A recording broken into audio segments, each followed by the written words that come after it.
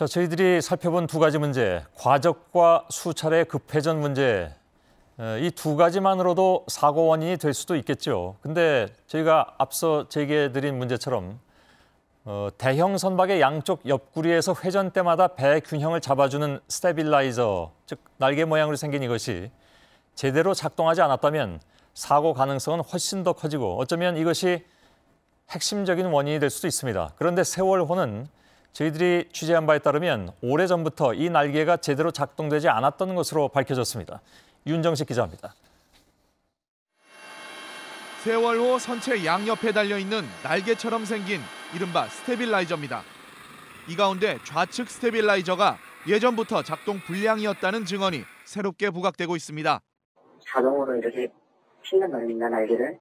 근데 좌연 쪽은 안 나오고 다시 나오다가 다시 들어가고 이런 경우가 있었어요. 때문에 선원들은 지난해 이 부분 수리를 사측에 요청했지만 일본산 부품 공수가 어려워 이뤄지지 않았다는 게 증언의 주된 내용입니다. 결국 세월호는 이런 결함 때문에 급선의 변침 때 원심력을 이겨내지 못해 배가 심하게 기울었고 이때 배 안에 적재된 차량과 컨테이너가 쏠리면서 급속한 침몰로 이어졌을 거란 추론입니다. JTBC 윤정식입니다. 자, 이 문제를 취재한 윤정식 기자가 스튜디오에 나와 있습니다. 어서 오세요. 네. 자, 그럼 이것이 세월호의 침몰에 어떤 영향을 미칠 수 있는 것인가? 조금 더 자세히 설명을 좀 해주시죠.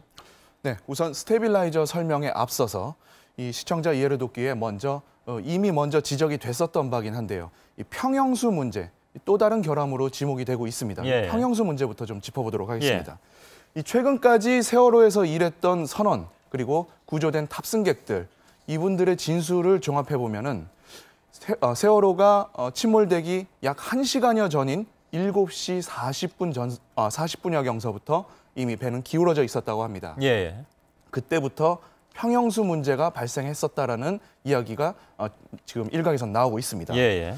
이렇게 된 바는 이 평형수 문제가 평형수라는 게 그러니까 배 그 평형을 지켜주기 위해서 물로 채우는 부분을 얘기하는 거죠? 네, 그렇습니다. 예. 이 배를 보면은 이 빨간색으로 돼 있는 이 부분, 맨 아랫 부분에서 물탱크 역할을 해주는 건데요.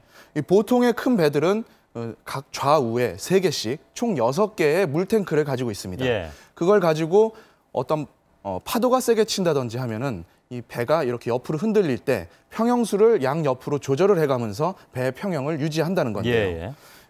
그런 평형수 문제가 그때부터 이미 발생을 해서 한쪽으로 기울어져서 즉 여기서 사고가 난 그 좌측 방향으로 기울어져서 1시간여 전서부터 운행을 하고 있었다는 겁니다.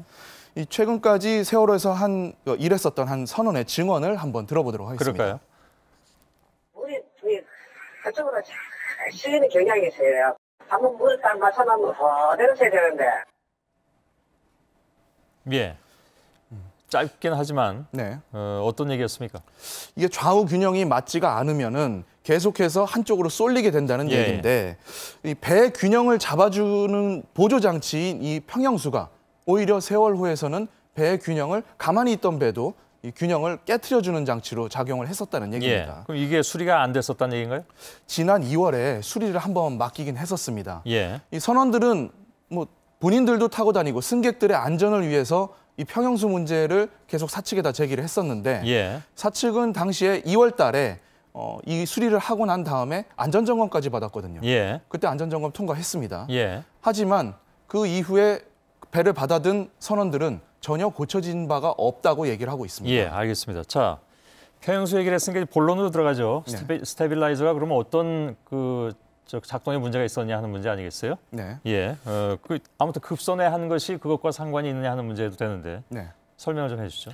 각도가 이 급선회를 할 때 115도나 했습니다. 전문가들은 이 앞서 만일에 배 앞에 세월호 앞에 어선이나 이런 돌발 장애물이 나타났다 하더라도 상식적으로 봤을 때 115도의 선회는 있을 수가 없다라고 합니다. 거의 뒤로 돌아가는 정도의 수준이잖아요. 그렇죠. 이에 대해서 세월호를 탔던 한 선원이 이 같은 선회라면은 배 안에서 뭔가 사단이 났을 수도 있다. 즉 다시 말해서 확실하진 않지만 평형수 장치가 완전히 망가졌거나 아니면은 엔진에서 심각한 결함이 나왔을 수 있다는 얘기입니다. 수사 결과가 나와봐야 알겠지만 일단 오늘 새벽 수사를 받고 나왔던 이 선원들도 배 결함을 취재진에게 털어놓기도 했습니다. 예, 자신의 의지보다 더 큰 각도로 회전이 되게 됐다. 예. 그로 인해 가지고 침몰의 원인이 됐다라는 예. 얘기인데요.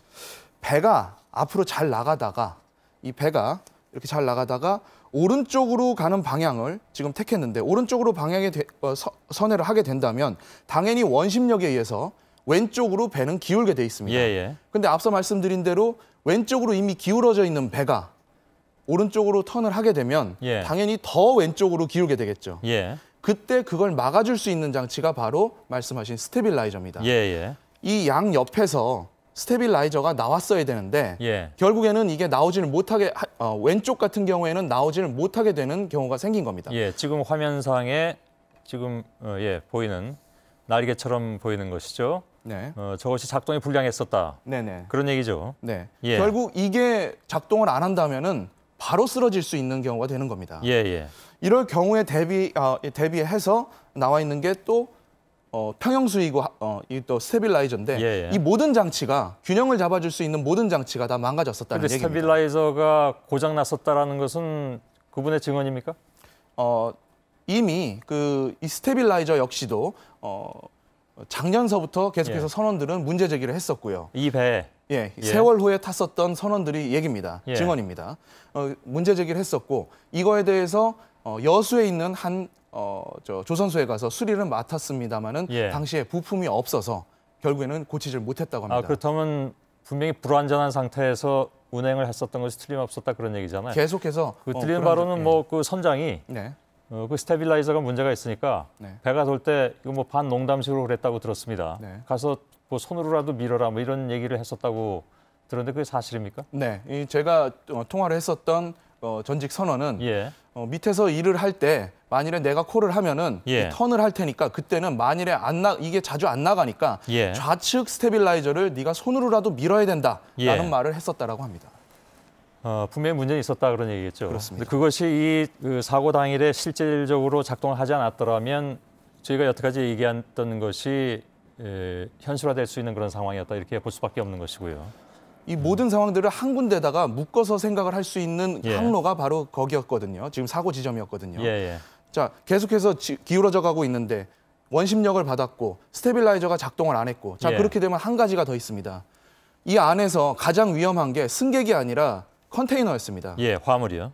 이미 오늘 언론에 공개가 됐다시피 예. 컨테이너는 원래 세 줄로 묶여 있어야 됐지만은 밧줄로 묶여 있었습니다. 게다가 미리 풀어놨다는 얘기가 있습니다. 네. 그 얘기는 지금 바로 보도를 해드릴 텐데요. 네. 일단 윤정식 기자의 설명 여기까지 듣겠습니다.